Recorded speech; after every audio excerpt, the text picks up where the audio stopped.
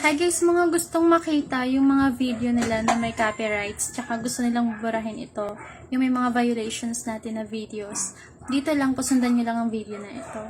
Ayan po, i-click nyo po yung Facebook app nyo, tapos pumunta kayo doon sa may taas, yung may tatlong guhit. Tapos i-click nyo po yan, then i-swipe nyo po pababa. Yan, click nyo po yung help support, tapos pinutin nyo po yung support inbox. Makikita nyo po dyan yung your alerts. Click nyo po yan, tapos ayan po yung mga videos na kailangan natin i-delete.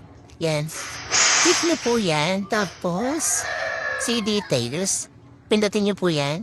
Tapos continue lang po. Click nyo po yan. Continue. Tapos continue din po. Tapos swipe nyo po yung baba yan. Remove the video. I-click nyo po yan. Tapos continue.